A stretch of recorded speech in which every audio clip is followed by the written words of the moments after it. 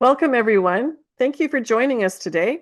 My name is Kerry Grady Vincent, and I'm the Senior Manager of Clinical and Educational Programs at Osteoporosis Canada.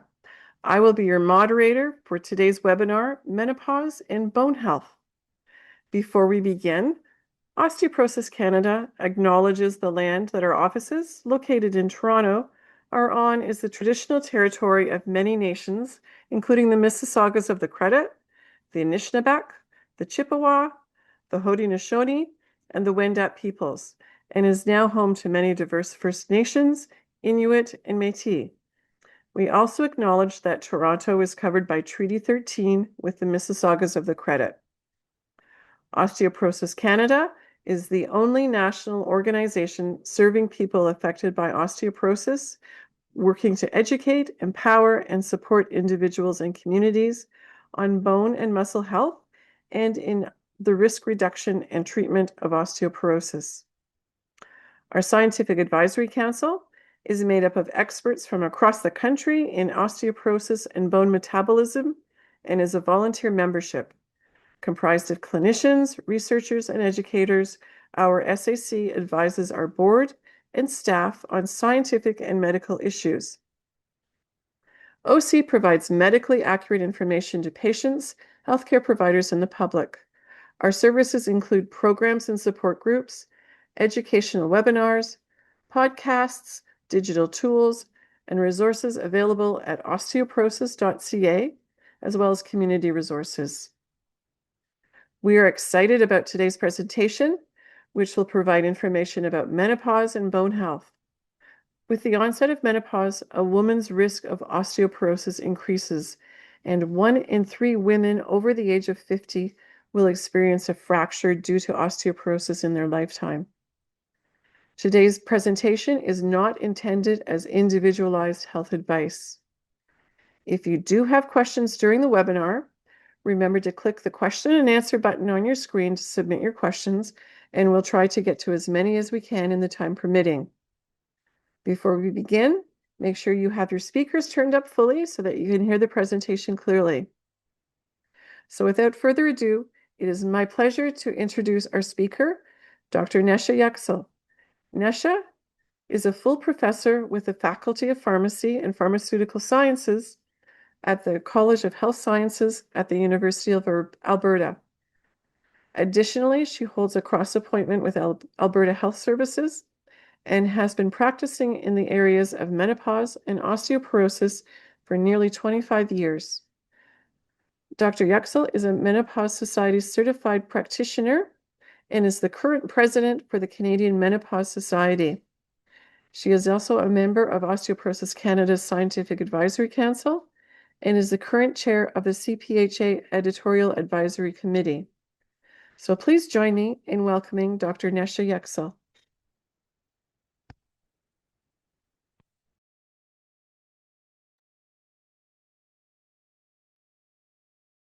Thank you very much, Kerry.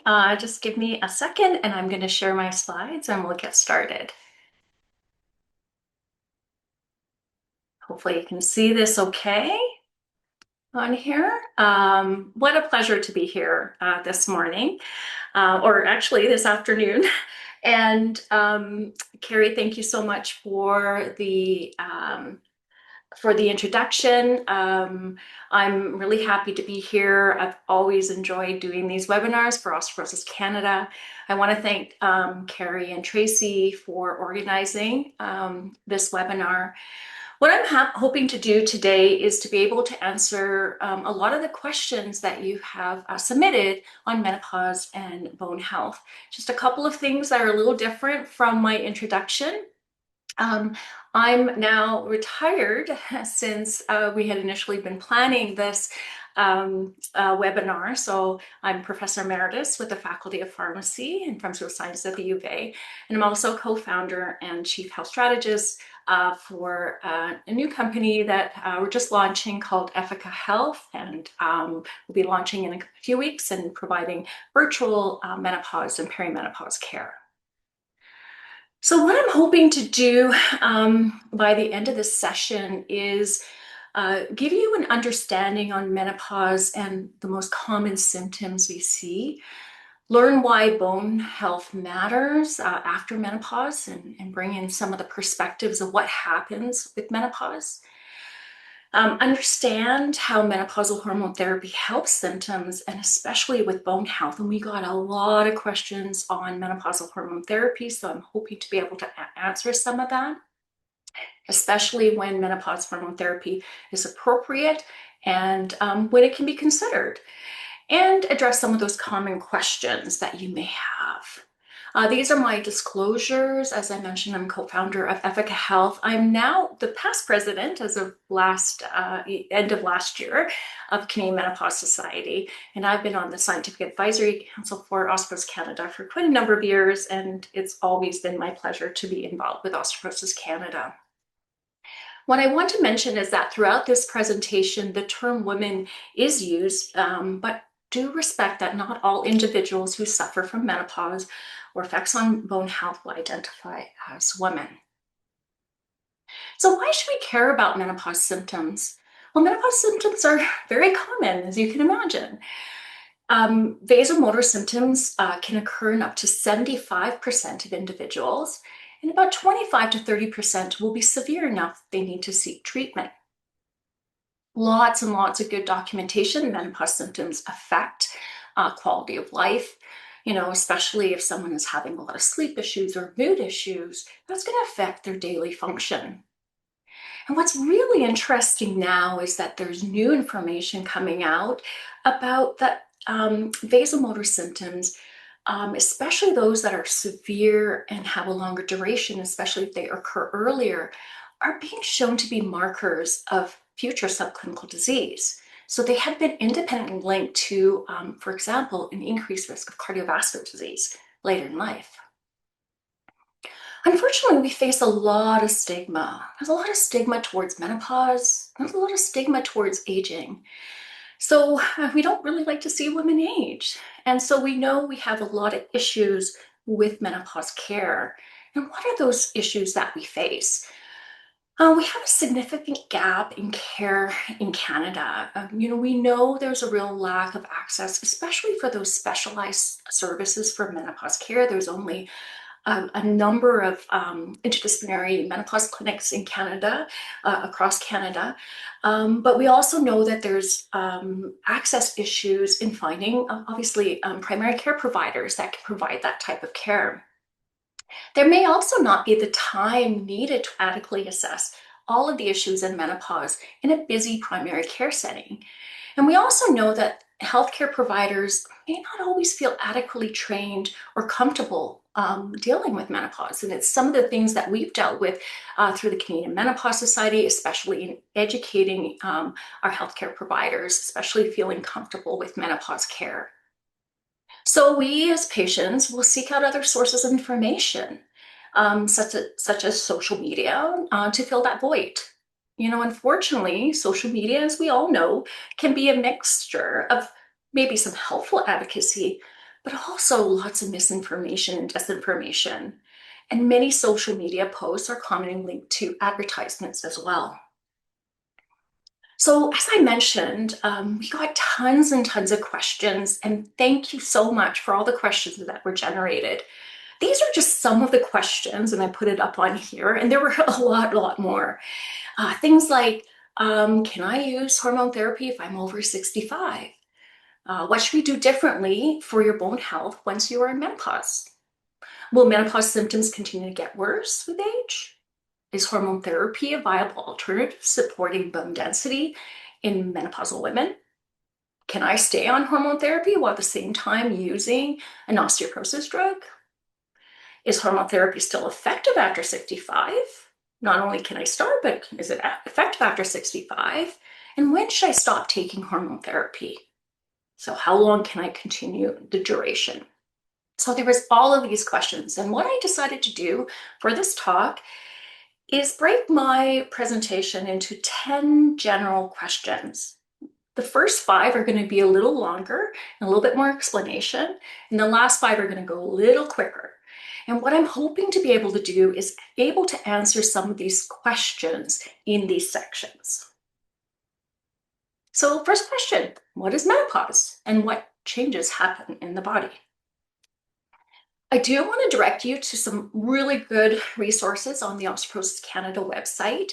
This was a recent addition, a very thorough information on menopause. I helped Osteoporosis Canada with the development of this information, and you can access it directly on the Osteoporosis Canada website. So let's talk about menopause. Menopause is just a gradual transition. You think about it gradually. And that's why we often refer to it as a menopause transition. And I'll talk about the different phases. It's a natural process, normal aging of the ovaries. We start seeing a decline in follicles and as well functioning follicles, and we see a decline in estrogen and progesterone levels. Just also keep in mind that menopause can also be induced either through surgery, where both ovaries are removed, chemotherapy, or radiation can result in menopause, especially if somebody is younger than 45. It could be an early or even premature menopause before the age of 40. So let's look at this. Let's look at the different stages. Menopause is defined as the end of periods. It's basically cessation of periods, but we don't diagnose menopause until you've had a year without a period. So consecutive 12 months without a period. So it's diagnosed retrospectively looking back. So that time leading up to the menopause is called perimenopause, where those estrogen levels are really fluctuating. And any time after the menopause, it's called postmenopause. Now, the average age of menopause in North America and Canada is about 51 years, but there's a huge range. 45 to 55 is normal. And perimenopause often starts in women in their 40s. It can be 48 years prior to that final menstrual period. And again, this is a time of major hormone fluctuations, and a lot of menopause symptoms can be seen, including menstrual cycle irregularities as well. Some terms you should be familiar with, because I will be mentioning them, is premature menopause. We often now call it premature ovarian insufficiency, is younger individuals who get into menopause before the age of 40, and early menopause is before the age of 45. So I do want to talk a little bit about perimenopause, because I get so many questions on perimenopause, and it's a really important time. We often think about perimenopause as a time when our menstrual cycle changes, but we can also see a lot of menopause symptoms as well. And in fact, we can see menopause symptoms even before those cycle changes happen. You can see just menopause symptoms without menstrual cycle changes. You can see menstrual cycle changes without menopause symptoms, or you can see both. And as I mentioned, they can occur 4 to 8 years before that final menstrual period. Now, hormone testing is not necessary during that time, and that's because those hormones are really fluctuating. So it's really difficult to determine what your levels should be. Okay, so question number 2, what symptoms can menopause cause, and how long do they last? So menopause is more than just hot flushes. It's been actually more than 34 symptoms. Validated symptoms have been associated with menopause. And if you think of all the estrogen receptors throughout our body, of course, when we see hormone fluctuations or the lowering of estrogen, we're going to have a lot of different symptoms throughout our body. And I'm going to talk about some of these a little bit more in detail. But we have vasomotor symptoms, sleep disturbances, fatigue, mood changes, cognitive effects. And I'm going to talk about all of these. Some of our GSM, genitourinary syndrome menopause, like vaginal dryness, and some of these other ones like muscle and joint pain, which I will talk about. And of course, I'm going to spend some time talking about bone loss as well. So what's really interesting now is that we know that the duration of symptoms is longer than what we knew in the past, especially with studies that are coming out now. The average length of time for menopause symptoms is about 7.4 years. And that's because a lot of those symptoms start in the perimenopause. And for some individuals, the earlier it starts, it can be even longer. For some women, it could be 10 years or 12 years or longer. So the most common symptom is vasomotor symptoms, and so those include the hot flushes and the night sweats. And they can really range, those symptoms, from a mild heat to intense, sweating, right? And people can feel palpitations and dizziness and anxiety during that time as well. We do know that our internal thermostat is affected, and there's actually a mechanism now that has been identified that causes these hot flushes. When those estrogen levels fluctuate or if they fall, they cause an overactivity in the neurons in our hypothalamus in our brain called candy neurons, which can lead to a hot flash. And so candy neurons are activated by something called neurokinin B. And so if we could target that neurokinin receptors and have something that works against that, we can slow down that over hyperactivity that causes the hot flashes. And now we have new medications that do that. The first one is called fezolinetant, and it's an NK3 receptor antagonist, and it's now available in the Canadian market. And there's another one called elinzanetant, NK13 receptor antagonist, and that just got approved recently and should be available very shortly. So very exciting to have like an actual mechanism behind vasomotor symptoms. Now, sleep is a huge issue. Sleep can be from fragmented sleep, can be from night sweats, but also the quality and that deepness of sleep can be affected as well, especially with fluctuating estrogens or low estrogens and even progesterone effects. And so that difficulty staying asleep, waking up at 2 or 3 in the morning, not being able to go back to sleep. And of course, it's going to really result in a lot of feeling fatigued and tired during the day. And in fact, fatigue is probably one of the most common symptoms that menopausal women mention, especially in perimenopause. But just to keep in mind that not all sleep issues are from menopause. And they can be common in midlife. They could be due to other reasons, such as sleep apnea or another sleep issue. And so really should be investigated if you have a number of sleep issues. Mood issues are common too, especially during perimenopause when those hormones are fluctuating. And estrogens can regulate your serotonin and help regulate your moods. And so some common symptoms include irritability, anxiety, some of the depressive episodes, and mood swings. And again, more of an issue during perimenopause when those hormones are fluctuating, and they tend to get better with postmenopause. A lot of people also talk about those cognitive issues such as brain fog. The feeling of brain fog can be very real. And again, this is more common in perimenopause. Can really lead to a lot of loss of confidence. For a lot of the women, the changes are really temporary. It's during the perimenopause, and it does get better with time. And it's really nothing to fear. It's not a sign of early dementia. And I'm just going to spend a moment on genital urinary syndrome and menopause, which is the urogenital changes that can happen. And on this slide, you can see the effects of low estrogen levels on causing some of that vaginal atrophy.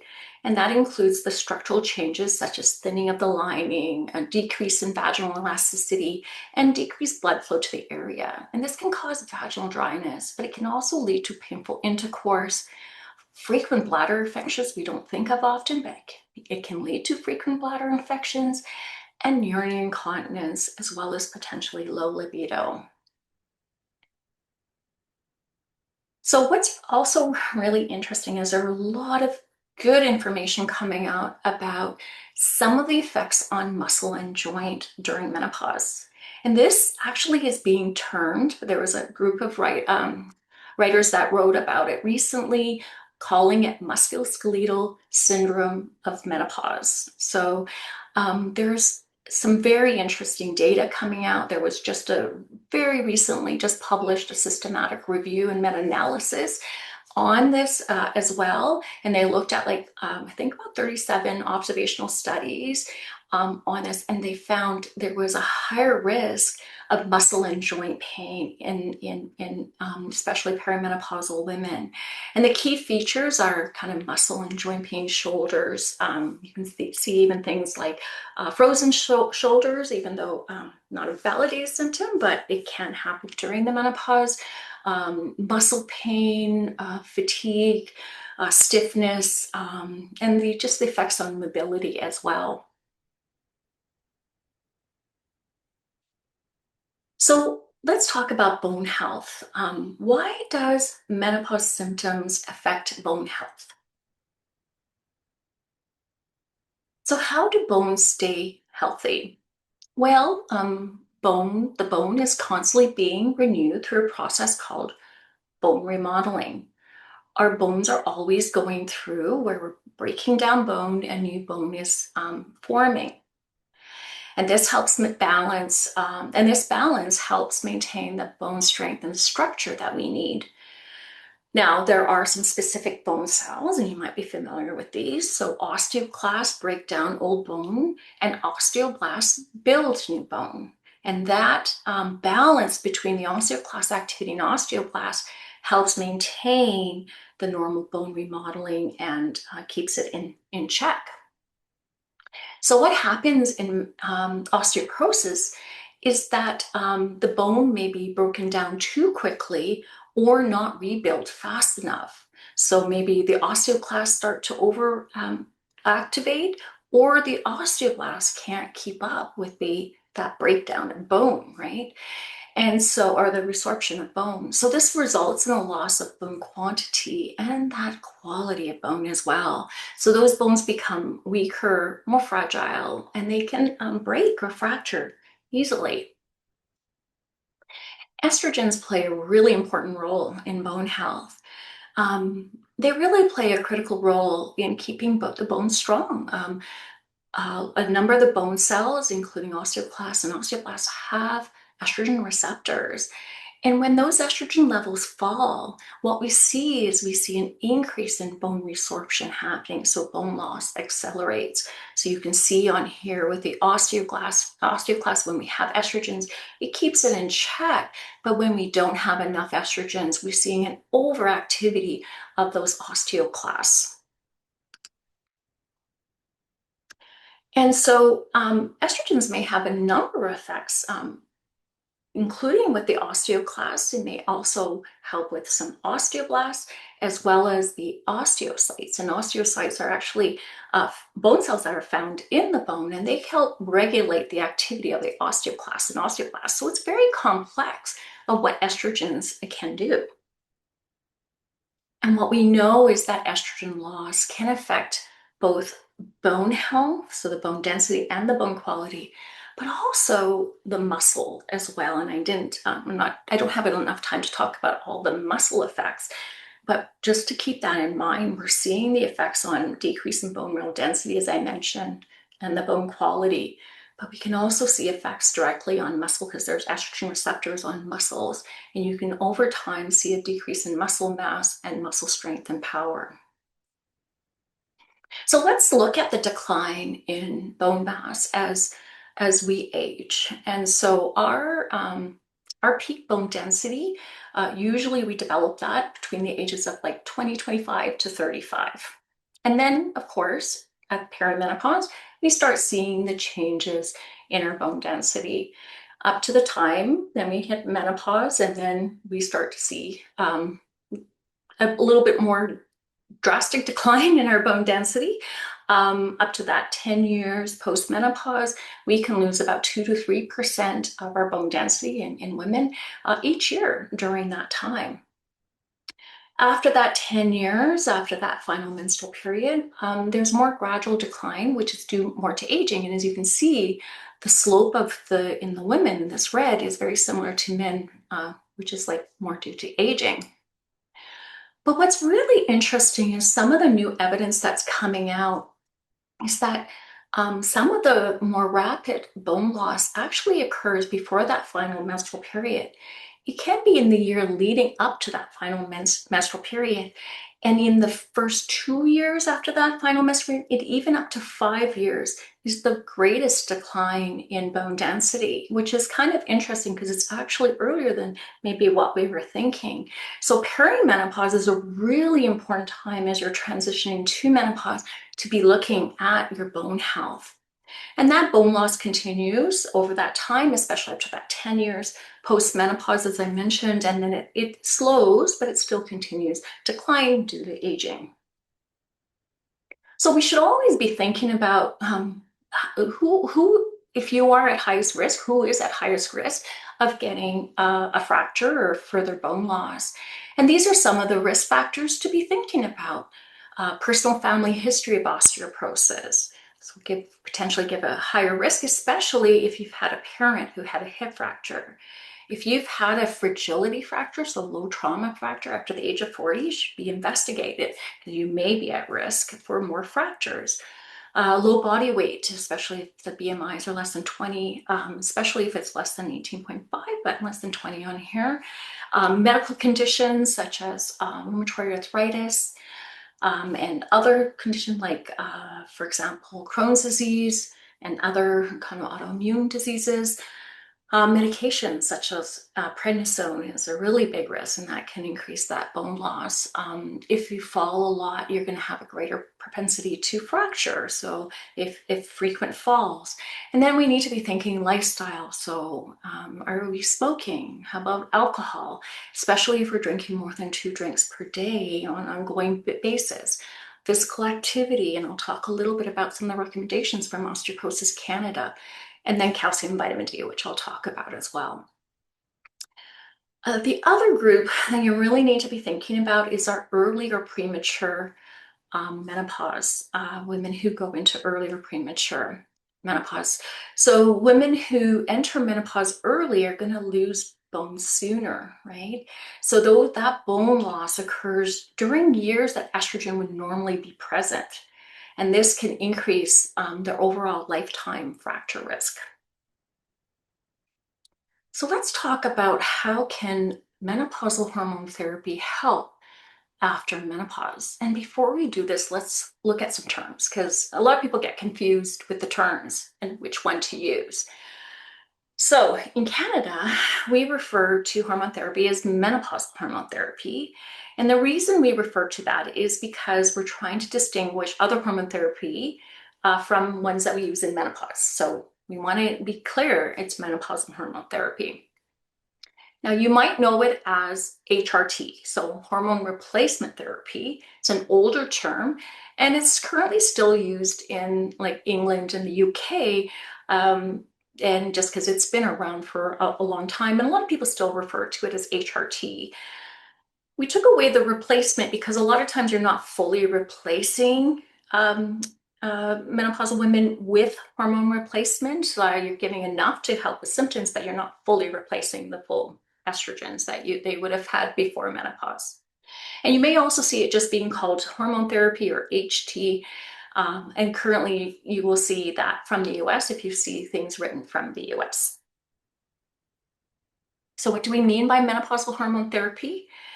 It means the use of estrogen or progesterone. And so women with a uterus will have will need both estrogen and progesterone. And the estrogen helps with those symptoms, and the progesterone helps with some symptoms as well, but it's mainly there to prevent that buildup of the lining of the uterus and prevent endometrial cancer. If a woman has had a hysterectomy, so they don't have a uterus, then estrogen is just used alone. We do have some other options for menopausal hormone therapy which do not require progesterone, but of course I don't have all the time to discuss all of these options because I want to focus more on the bone health aspects. But there's still a lot of fear of using menopausal hormone therapy. And this has been a real driver and has influenced the use of hormone therapy in Canada. There's still a lot of underuse in women that do need it in Canada. And a lot of this is a result of the publication, especially the initial publication from the Women's Health Initiative, which was a large trial and was released in 2002, so quite a number of years ago. I still remember it like it was yesterday, actually, and I was in practice in that time in a menopause clinic. Unfortunately, the results of that study, the first results were announced early, before it had gone through adequate peer review publication, and caused a lot of negative publicity. It overemphasized the risks, especially of cardiovascular disease and breast cancer with hormone therapy. And unfortunately, we're still living with it to this day. And so more than 20 some years later, we have so much more information from the WHI than even that first publication. And we have a lot better appreciation about its risk. Even then, it's still underused. The reality is that hormone therapy is probably safe for most women, most healthy women, and we'll talk about some of the ones that may like contraindications, which I'll talk about shortly. Now in 2026, the guidelines do recommend that hormone therapy can be started for women who are less than 60 years of age or less than 10 years since their last menstrual period. And I put a lot more emphasis on those 10 years since their last menstrual period, especially if they're having symptoms that are very bothersome for them and they have no contraindications, which I'll talk about. Hormone therapy is really the most effective option for a lot of these menopausal symptoms. Not only can it help with things like hot flushes and night sweats, but it can also help sleep, help with mood and well-being, improve vaginal symptoms, and prevent bone loss and fractures, which I'll talk about right now, actually. Estrogen replacement does help slow down that bone loss that I showed you with the osteoclast. It will slow down that bone loss, and it's been shown to prevent fractures. Studies have shown that estrogen, and of course you need a progesterone if you have a uterus, will prevent fractures. And in the Women's Health Initiative study, the orange one I was mentioning, there was a reduction in fractures in that study with both estrogen and progesterone, as well as estrogen alone, for women who had a hysterectomy. And any fracture was reduced by 25 to 30% in the studies, and hip fracture by close to 34%. So there was good evidence that you do see fracture reduction, and there's other studies as well. Now, before I get into more information about hormone therapy, I did want to just go over quickly on the osteoporosis medications we currently have. We have anti-resorptives. These are medications that prevent bone resorption, so prevent that, and anabolic agents that are bone builders. And so we have bisphosphonates, denosumab, raloxifene, and menopausal hormone therapy would be considered anti-resorptives. And with the bisphosphonates, there's oral and IV. And so menopausal hormone therapy would be considered an anti-resorptive. So I just wanted to quickly mention is that in the Osteoporosis Canada guidelines, they do recommend the start with bisphosphonates for individuals who need an osteoporosis medication, unless they have contraindications or other risks and they need to use something else. But the Osteoporosis Canada guidelines do support the use of hormone therapy in individuals to prevent fractures if they're using it for menopausal symptoms. So I'll just read this. In postmenopausal women who are less than 60 years of age or within 10 years of menopause, menopausal hormone therapy can be recommended as an alternative to bisphosphonates for women who have menopausal symptoms. Now, I want you to keep in mind that the dose that's required to prevent fractures is equivalent to 0.625 milligrams of conjugated estrogen, which would be similar to if you'd use an estradiol patch, 50 micrograms, and you may want to talk to your primary care provider what that dosing would be for equivalents. And this is to prevent fractures. Lower doses is going to prevent bone loss, but if you truly want to prevent fractures, that's the dose that's been used in the studies that's shown that. Also, recently, I think just in this last week, Osteoporosis Canada came out with their statement highlighting the use of menopausal hormone therapy for osteoporosis. And this is available on their website, and it was just released. And in this statement, it just reassures us that hormone therapy can be an alternative for women if they're having symptoms, and an alternative to bisphosphonate therapy, especially if they're having menopausal symptoms. Now, a really special group to be thinking about is women who go into premature or early menopause. And as I mentioned, these women are going to be at an increased risk of long-term health risks of not having enough estrogen compared to someone who went into menopause at the average age. This includes effects on their bone health, such as bone loss and osteoporosis later in life, impacts on their heart health, and cognitive effects later in life as well. And so, what the Canadian menopause guidelines from SOGC recommend is that for early or premature menopause, consider menopausal hormone therapy to start and then continue until the average age of menopause. And this is to support that bone health, heart health, and brain health. And this is an example I have if somebody goes into menopause at, like, let's say age 38, which would be considered premature. Compared to someone at the average age. And all this time period where they would have, on this slide, it says the estrogen gap. And there's many, many options. I just want to reassure women we have tons of options. And I would strongly recommend talking to your primary care provider about these options. We've got oral tablets, we've got patches for estrogen, we've got gels. And also for progesterone, we've got capsules and tablets. We've got combined patches. We also have progesterone-containing IUDs that can work really well, such as Mirena. Now, we also have vaginal estrogen therapy. Now, vaginal estrogen therapy or vaginal therapies are only for symptoms of urogenital symptoms like vaginal dryness. These include things like vaginal estrogen therapy, and there's different ones, like there's tablets and ovules and creams and rings, so lots of options. But just remember, these are only local effects. They don't get absorbed in the body, so they're primarily for those vaginal effects, and they don't have the same criteria that you have to wait. You can't use it more than 10 years after menopause. You can do it at any time with the use. And then we have some other products like intravaginal DHEA and ospemifene as well with that. But just remember, these are only local effects in the vagina. They are not for bone health. Products in Canada do not get systemic absorption. Okay, so question number 5. When is menopausal hormone therapy appropriate and when should it be used with caution? And of course, it's a balance, right? We look at our benefits. I mentioned a lot about our benefits already, and we need to look at our risk, things like increase in risk of blood clots, heart disease, and breast cancer. But these are all considered rare. And the risk of blood clots, we can reduce that by using a transdermal, like a patch or a gel for that. These are all very much considered rare. But of course, if you have risk factors for these, you maybe need to be thinking about this in balancing that risk. These are some of the contraindications to use of hormone therapy. And so if you have any of these, you may not want to be considering to use hormone therapy or should not use hormone therapy actually.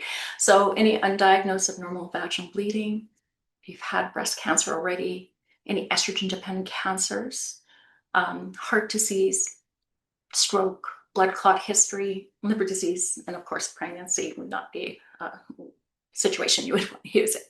So those would be all risk.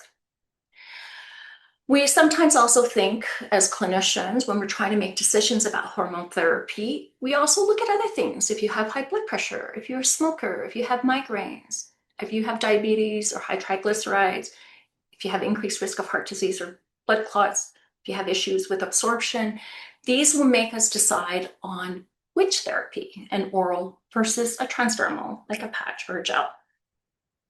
Okay. Question number 6, and some of these questions the answers are gonna go a little quicker now. So how long can we continue to use hormone therapy? When should I stop hormone therapy? So just want to keep you in mind that there is no fixed time limit for use of hormone therapy. It really is an individualized decision. There's no maximum duration, there's no 5 years and you have to be cut off. The menopause guidelines state that there's no time limit, and it's really dependent on your individual needs. I usually recommend to have an annual review every year, kind of look at What benefits are you still having? What are those risks? And really decide, do you want to continue on? Question number 7, is menopausal hormone therapy effective after age 65? Yes, hormone therapy can still work. It is effective after age 65, but benefits of the bone for bone health are really best when started earlier. And of course, Osteoporosis Canada guidelines does recommend the use of hormone therapy for fracture prevention in women who continue to experience menopausal symptoms. So just to continue for bone health at this point in time, it's not recommended. We usually are continuing if necessary, if you still continue to have menopausal symptoms. So let me reiterate this. We do not want to start for the first time if it's been more than 10 years since postmenopause, or if you're like over the age of 60, but especially if it's been more than 10 years postmenopause. This is to start. So we wouldn't really want to do that because your baseline risk for some of those risks is going to be increased as we age. However, if you are still seeing benefits, you can safely continue later, even after 65, if you started earlier and still benefiting, especially from those symptom relief. Question number 8, can I stay on menopausal hormone therapy while at the same time taking an osteoporosis medication? The answer is yes.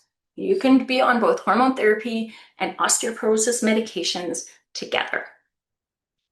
They're safe to use together, especially if you're continuing to have menopausal symptoms and you need extra help for bone health. So it is totally fine to use together.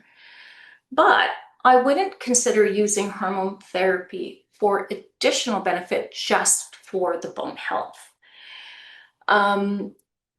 We don't know at this time if using hormone therapy in combination with osteoporosis medications is going to be a greater benefit on bone protection than either medication alone. So yes, it's okay if you're still having symptoms, but you don't want to be just using it together just for bone health. Hopefully that makes sense. Question number 9.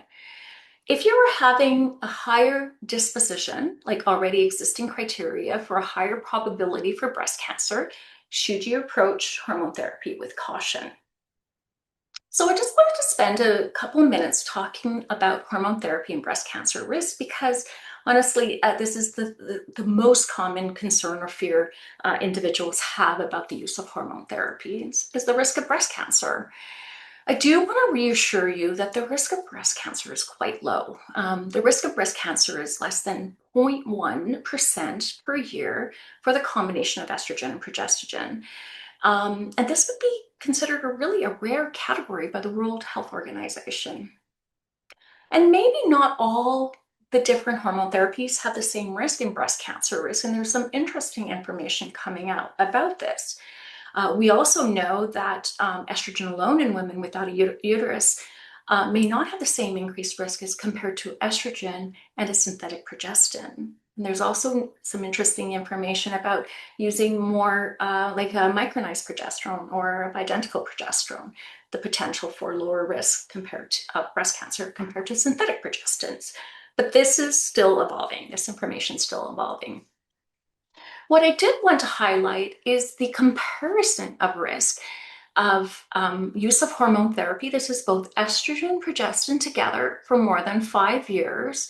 And this is the risk. Don't worry about the numbers, but just look at the comparative of risk compared to other risk factors. So using hormone therapy for more than 5 years is comparable to obesity during menopause, so extra weight, and then alcohol use of greater than 2 drinks daily. With that, you can see all of the other risks are much higher, including things like having more dense breasts, and then also first-degree relatives that had breast cancer at a young age. So we need to be thinking of ways that we can modify our risk because there are things we can do to reduce that risk. And what about family history of breast cancer? A family history of breast cancer does not automatically prevent using hormone therapy. What we do look at is how strong that family history risk is, especially if you have a first degree relative like a mom or a sister, if you've had at least two first degree relatives who develop breast cancer, especially before menopause. These would be considered a higher risk and needs that careful discussion. What about women who have BRCA gene mutation? And there's actually been some good evidence and good studies that show that hormone therapy could be used in these women who've had a risk reducing both ovaries being removed. And it could still be an option to help, especially if they're young and at risk for, heart disease or bone loss later in life. So they can still be considered, but these decisions need to be individualized with your oncologist. So what should you do differently for bone health once you are in menopause? So last question here. So I always say that, the menopause transition, especially perimenopause leading up to the final menstrual period and the first number of years after, is really a time to pause and reflect. I mean, we should be really thinking about our overall health. We should be thinking about screening for our health issues, make sure our blood pressure is good, cholesterol, our cancer screening, make sure with our pap smears and following the criteria that we have and mammograms. And then also looking at our bone health, which I'm going to talk about. And then we need to be looking at addressing all those healthy lifestyle choices, like quitting smoking, limiting alcohol intake, and some of the other things, which I'll talk about in relation to bone health. What I want you to do is consider your own bone health checklist. You can go to Osteoporosis Canada as well to look at all of these risks. But what risks do you have for bone loss and potentially fractures later? I mentioned a number of those risks. Do you have some of those medical conditions? Do you have a strong family history, especially if you've had a parent that had a hip fracture? Have you had a fragility fracture after age 40 years? Something to be really looked at, and you should be talking to your primary care provider if you have, to see if you need a bone density. Are you on certain medications such as prednisone, which can increase bone loss and fractures? Are you having a lot of falls? Do you need a bone mineral density? Again, check with your primary care provider if you need a bone mineral density, and you can also look at Osteoporosis Canada website to see if you meet the criteria for bone mineral density. Are you in early or premature menopause? Do you need hormone therapy to prevent further bone loss? If you are. And are you doing the basics for bone health? So knowing your risk is the first step to protecting your bones. And let's look at that. We need to be thinking about our lifestyle considerations. Obviously, diet. Osteoporosis Canada now recommends and aligns with what Health Canada recommends for calcium and vitamin D. So calcium, at least 1,200 milligrams if you're over age 50, between diet and supplements, and more with diet if possible.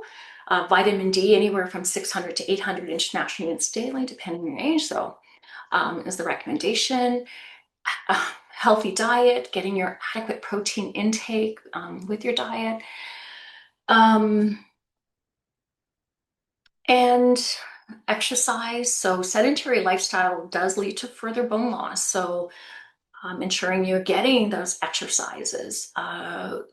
Osteoporosis Canada recommends balance or functional exercises at least twice a week for each of these types of exercises.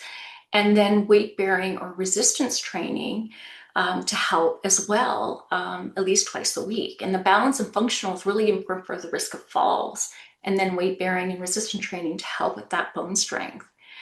And also a recommendation to follow the recommendations from the Canada Movement Guide of 150 minutes of moderate to vigorous physical activity per week, divided over the week. So just being thoughtful on this. And Osteoporosis Canada also has some really great information about exercise. There's pamphlets of Too Fit to Fracture, among other things. So I would just refer you to the website, and really has some great information. Low BMI is a risk factor, as I mentioned. And so looking at that, if you need to improve and increase your BMIs and ensuring you're getting adequate protein intake in your diet. And then, of course, stopping smoking if you can, and moderate alcohol intake, less than two drinks per day is the recommendation, but less is good as well. So what can you do to help yourself? Well, self-educate. And coming to a webinar like this is the great first step. Understanding menopause symptoms, understanding your bone health, encouraging open dialogue with your primary care provider. Start the conversation. If you're having symptoms or are you concerned about your bone health because of risk, start that. Ask the questions. Connect with others for support, especially if you're concerned about your bone health, or you have osteoporosis, or there are good support groups through Osteoporosis Canada, so I would refer you to the website.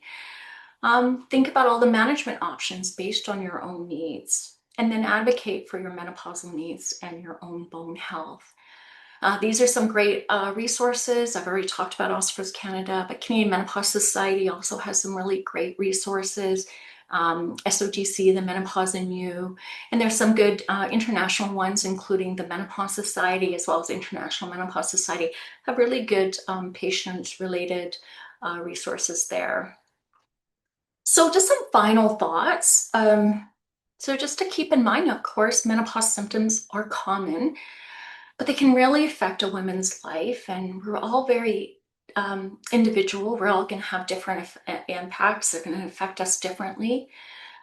The menopause transition, especially in the perimenopause and including the years leading up, especially that year leading up to that last menstrual period, is really a critical time for your bone health, and we need to be thinking about that. Effective options such as menopausal hormone therapy exist to support symptom improvement, but also prevent bone loss and fractures.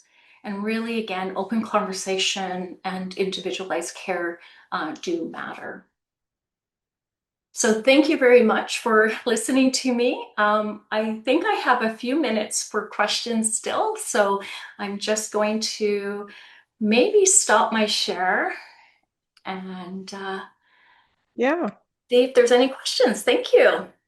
Thanks, Nesha. That was absolutely great. I'm sure we all learned so much about menopause and bone health, and you answered a lot of the questions already that we did receive, but always good to emphasize some of the points. So, if you're okay, I'll ask you a few questions. We've got time for a couple before we need to say goodbye.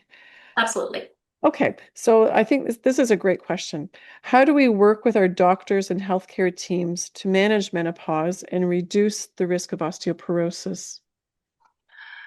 Um, that's a good question. And I think it's looking at the resources that are there so that you get prepared, so that when you do go to talk to your primary care provider, your family physician, if you have a nurse practitioner, is that you kind of already know maybe what the risks are, and express those concerns. So Osteoporosis Canada, for example, has some really great criteria. You can look and see what risks you have, and you could take that. If it's menopause symptoms, there's some really great information. Like even Menopause Foundation of Canada has a symptom check thing that it's combined with Canadian Menopause Society. If you go to the Menopause Foundation Canada and you can check off all the symptoms that you have. So I think being prepared in both and advocating for yourself. Okay, that's a great message. Um, Here's another great question. How can women be proactive in preventing osteoporosis, and when should we start? That's a great Yeah, question. that's a fantastic question. Yeah. I think we start anytime in your life, basically. You need to be thinking about it, right? Um, I think really good time is perimenopause, as those hormones are shifting and changing, and some of the new information coming out regarding the greatest loss even before that final menstrual period. So we really need to be thinking about that early on. We really need to get a sense on what our own risks are, right? Do we have a strong family history? Do we have certain medical conditions that are going to put us at risk? Are we on certain medications that are going to increase that risk? So we look at the whole picture. There is, when you talk to your primary care provider, they might even identify what your risk of fracturing in the next 10 years will be, and we can calculate out something called the FRAX. And based on those different risk factors, we can kind of give an estimate of what that risk would be. So that would be a great place to start to see, and that's even before you get a bone density. You can even do that, and you can kind of get a sense of what that risk is. So identifying those risks, identifying the things that might prevent further bone loss and prevent fractures. So if it's just lifestyle things, looking at all those lifestyle things. If you're early or premature menopause, especially, maybe the hormone therapy, thinking of the long term. If you have symptoms with the hormone therapy, it's going to help during that time. If you've already had a fracture and you have significant other risks, then do you need to be on an osteoporosis medication? So having those discussions are going to be really, really important. Okay, I'm cognizant of the time here, so I'm going to ask one more question. But a lot of the other questions that are coming through, we do have information on our website that I think will answer a few of them. So last question, it's about early menopause. Can you comment on osteoporosis issues for those who are going through early menopause? Yeah, that's a really great question. So early and premature menopause, so early before age 45, premature before 40. So we're going to lose we're going to have a greater bone loss during that time, right? Because we don't have the estrogens. During a time we would normally have estrogens. And so individuals who that they experience earlier, and especially if they experience premature, are going to be at a greater risk for bone loss earlier than what if you went into menopause at age 51, for example, right? So need to really be thinking about it. You do need to have prevention on the bones. So thinking about hormone therapy, if you don't have any contraindications to it, to prevent that bone loss, right? And also heart disease and other cognitive effects later in life, but also symptoms too, because especially if you've had a surgical menopause where both ovaries were removed, it can have pretty drastic symptoms with that. So there's a number of benefits of use of hormone therapy. So it's really important to be thinking about all of those things if you're in early or premature menopause. So hormone therapy is a really important thing to consider. Okay. Thank you. I'm realizing that there are a lot of nutrition questions coming through, but if you go to our website, we have a whole section on nutrition, and I think we'll answer many of the questions that we've received, as well as there's a whole section on exercise as well. So at this point, I want to say thank you to Dr. Yuksel for such an informative presentation. I think we all enjoyed it. Um, if you do have more questions about osteoporosis and menopause, please visit our website at osteoporosis.ca. We have a repository of we have a nutrient calculator, we have podcasts, quizzes, and our past webinars are also there that you can revisit. And finally, I just want to say thank you to all of you for joining us today. I hope you join us again soon. There's a few of our upcoming webinars that you can see, and wishing you a great rest of your day. Thanks again. Thank you. Thanks so much, everybody. Appreciate it very much.